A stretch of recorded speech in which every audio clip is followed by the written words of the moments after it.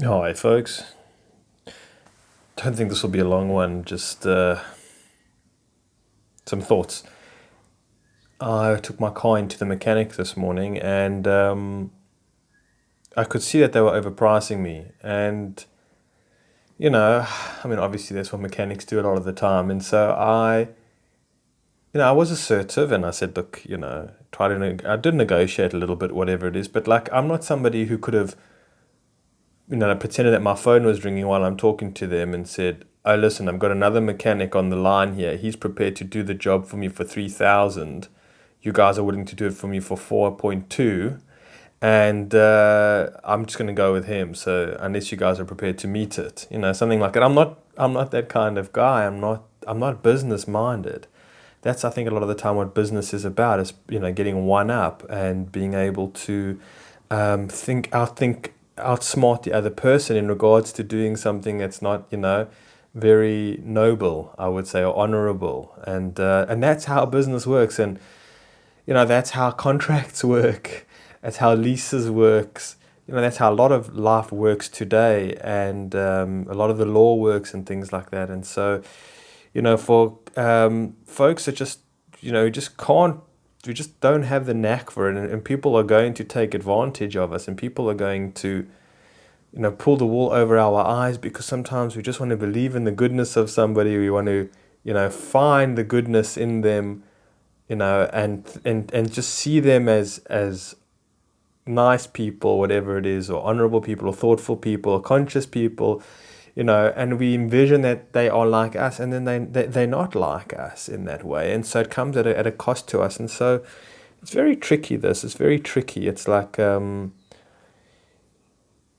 it's very tricky. And so that was just besides the point. And obviously that causes, I suppose, for myself, I think about the world that I'm living in. I think about, dealing with all things that I've had in the past that are still, come up for me.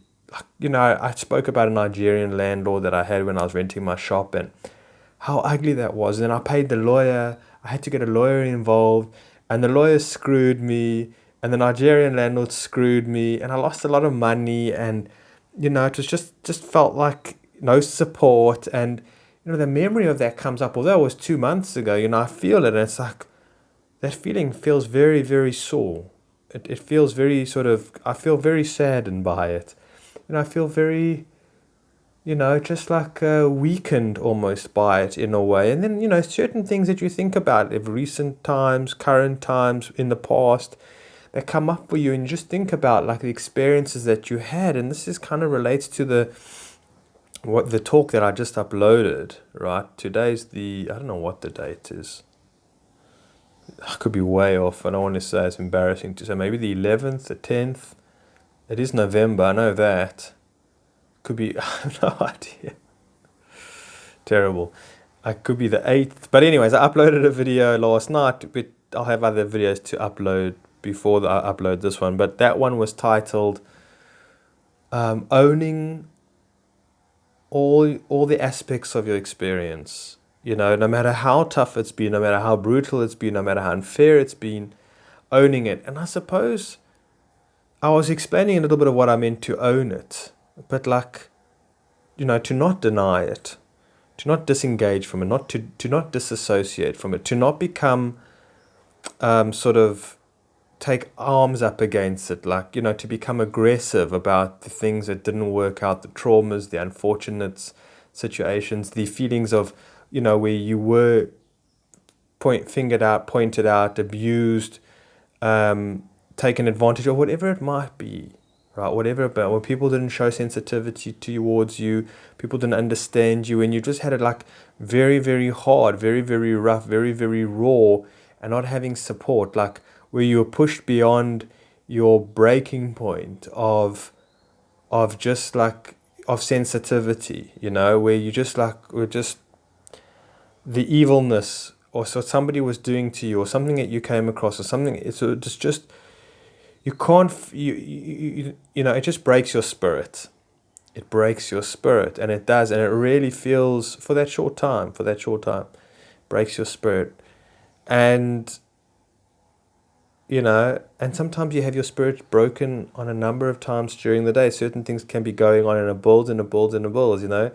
You get one text message that you owe this money is outstanding, then another text message saying, well, your rent is due. The next text message is, um, you know, I don't know, you forgot about your doctor's appointment and they're going to charge you for it or something like that. On a day it can come, and when those kind of days come, you can feel it. It's in the air, baby. It's in the air. And so it kind of knocks you. Then you get to a place of almost like, I've just sort of broken spirit. Where you just finished, where you feel sorry for yourself. You're very, very sensitive. You're very vulnerable. You're very emotional, highly emotional. You're very exhausted. You just feel like you got no muscle, you got no energy, you got no power, you got no inspiration, you got no hope, you got no faith. You feel so battered and bruised. I mean, it can be a tragedy. There can be a tragedy. Something happens, you're shocked to your core, you're traumatized very, very severely, very, very badly.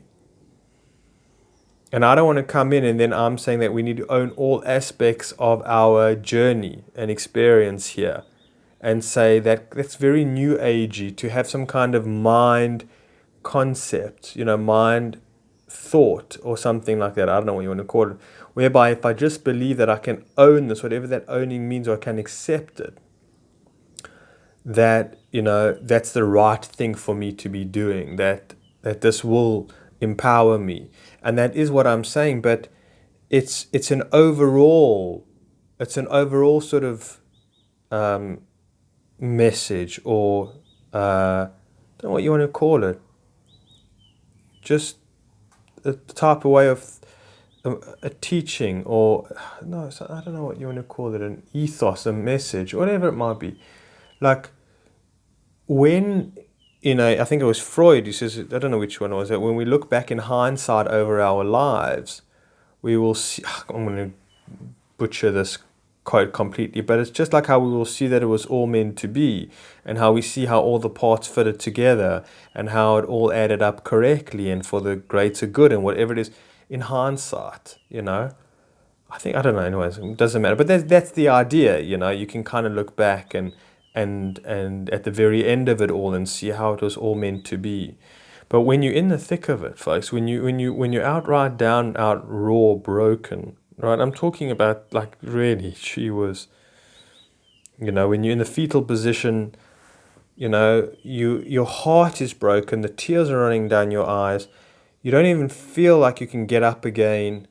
You feel so betrayed, you feel so confused, you feel so overwhelmed, you feel sick to your stomach, you feel nauseous, you're like, oh, and you just feel like the hits keep on coming and keep on coming. Like sometimes I didn't even, when I used to watch boxing, and the guy was getting hit, and you could see he's really losing consciousness, and he's like sort of just, wobbling around, and the guy's just still punching him, and it's like, an event.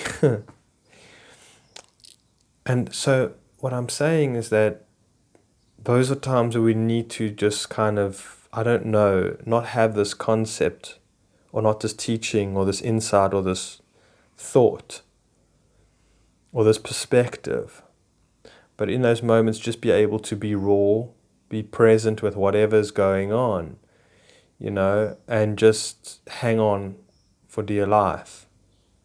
Right? And just be, just there, present. Not kind of, well, if I lift myself up and I can see from a higher perspective, or I can,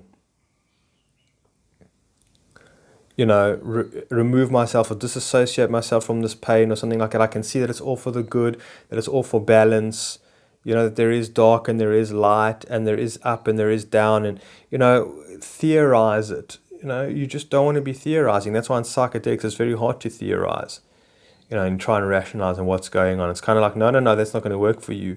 You hear, like, you're present with it. It reminds me, I don't know if this works true, but like in Fight Club, where, Tyler Durden pours the dye, was it not dye, or something like that on his hand, on Edward Norton's hand. and it starts to, it's lime, I think it is, and it starts to burn him. And he says, be here with your pain. Don't go off somewhere else. Don't try and block it out, right? Understand this. Be here with your pain. Be there for yourself with your pain. That's what I'm talking about.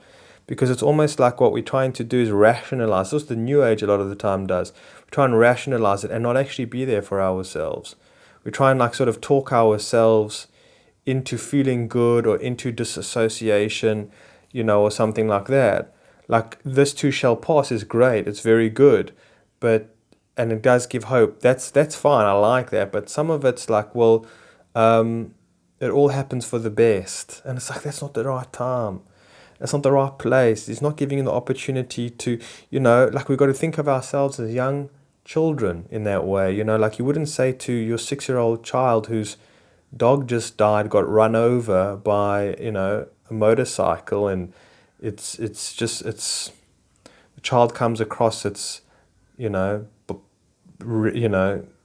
shredded body. Horrific. You know what I'm saying? And you're going to say, it's all for the best, my boy. It's all for the best. Don't. We can't look at ourselves. We can't treat ourselves that way. We have to be present with our pain, present with the discomfort, present to understand it, really understand. For myself, I can feel a lot of it. I can feel a lot of it. A lot of this life, a lot of this struggle, a lot of the people in my life that I have a very hard time with, that I don't connect with, or just I feel are very sort of one-dimensional and I don't reach, and they're stuck in the rat race, and they're very automatic, and they're very, zombie-like, and they're very inauthentic, and living with them and having to endure it. And when you just have these moments, it's like,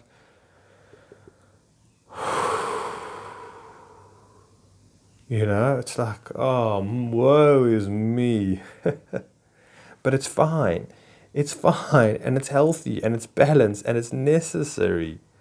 I'm not going to sit here and feel like, well, your loneliness, Aaron, is all what it's supposed to be. The lack of support that you felt in your life, and how you've had to sort of, walk the plank or walk the tight, blinded you, without direction, without support, without guidance. When you've held the weight of the world on your shoulders, and you had no support when you lived in the country and on the farm, and you had the best intentions, and everybody just let you down, and the people who were responsible for the farm ran away, and they left you holding the fort against dangerous. And I looked around, I'm like, and I have to live this way, and I just came here with best intentions to start a self-sustaining community, off the grid, holistic way of living, volunteers, whatever it is, get people to become more, leave the city behind, leave culture behind. And here I am, and I'm dealing with narcissists, psychopaths, ex-convicts who were living on the farm. Those people didn't leave. The guy who was, and it just turned out to be horrible, and it turned out to be life-threatening for me. And I was just like, at my absolute breaking point, I'm like, what the hell? And so when I have those feelings, and I have those days, and I have those moods, then I just process it. I just be with it. I'm just here. And I think about it, and it does. And sometimes the tears come. Sometimes, the pain is there.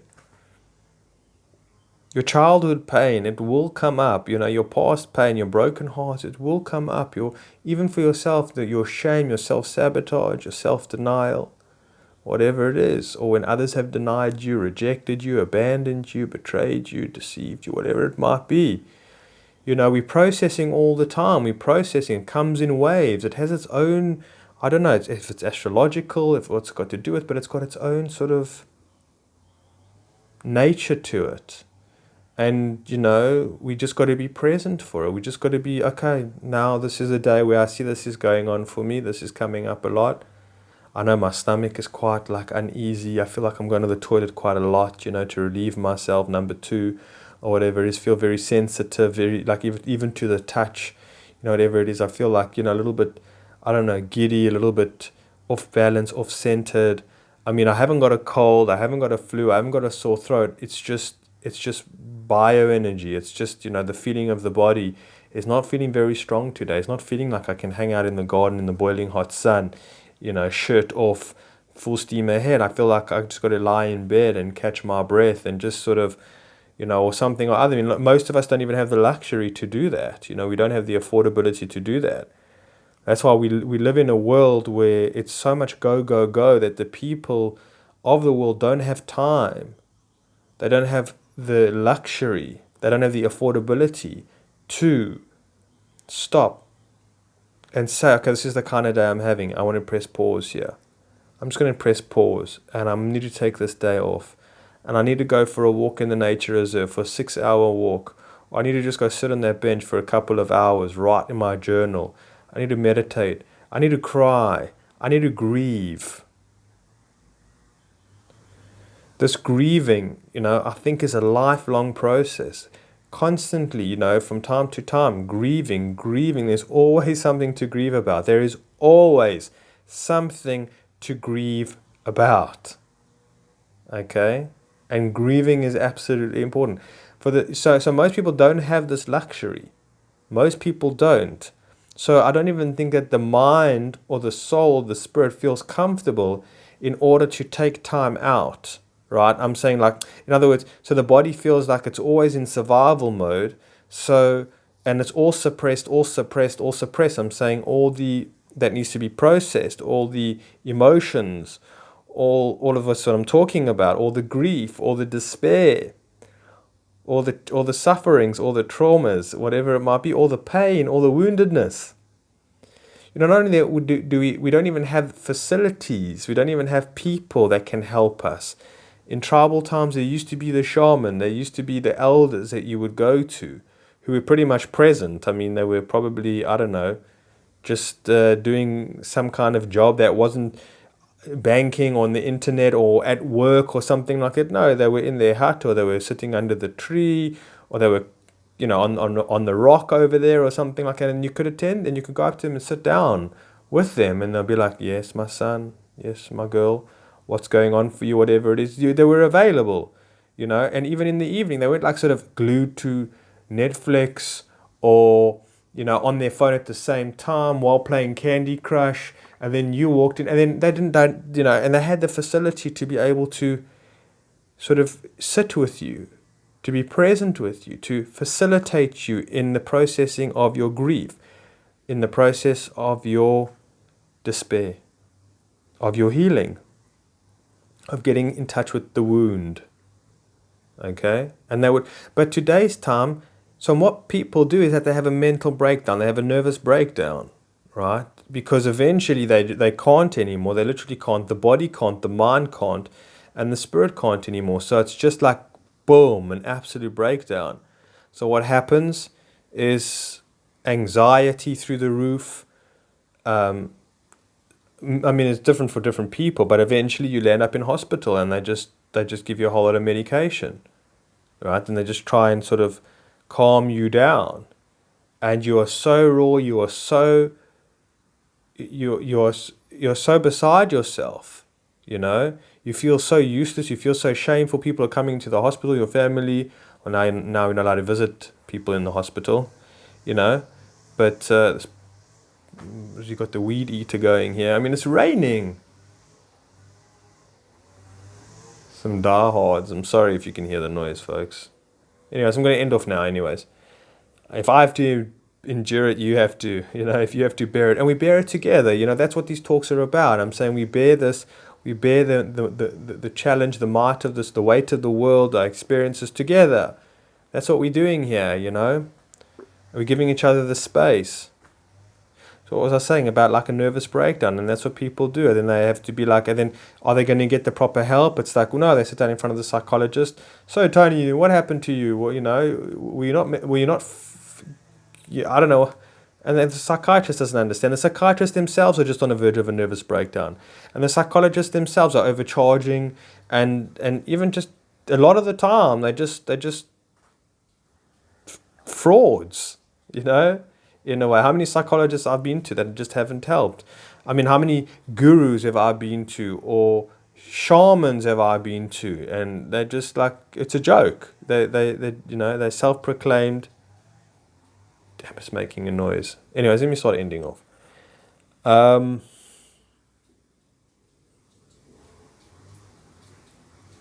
So that's what I'm saying here, folks, is that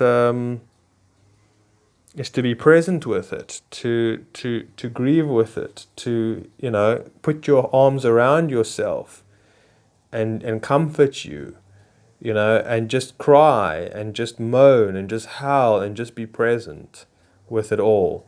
And when it's done what it needs to do, and, you know, when the process has happened, the next day we wake up, or then a few hours later, and we feel better, and we feel empowered, and we feel anew, and we feel refreshed, and we feel, you know, good. And that's what I wanted to add on what I was saying about owning all aspects of our journey.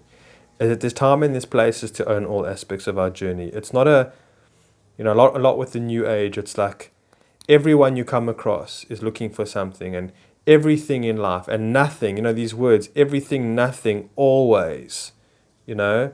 You must always be happy. You must no, that's a bad example, but there's plenty. Just watch out, look, be careful. You know, everyone, everything, all the, they use these words. So I'm gonna say, like, you must always be, you know, appreciative and honor all aspects of your journey, of your experience, right? Always, like, forget about it. No chance is going to happen, buddy. No chance is going to happen. So that's just something that I wanted to add on. That there's a time and a place for it, right? And it should be, the time and the place should be, I would say, maybe probably 80% of the time, where you're feeling that you're owning your experiences, you're owning your narrative, you're owning your journey, and all that's happened 80% of the time. And then 20% of the time is where you don't own it, where sometimes you absolutely reject it, you loathe it, you want to open up a lawsuit against it or something like that, or whatever it is. Take it to court. And that's just the way it goes. We're humans, you know, we spirits involved in a very complicated human dynamic experience here, that's for sure. Folks, thank you for taking the time, and chat soon. Take care.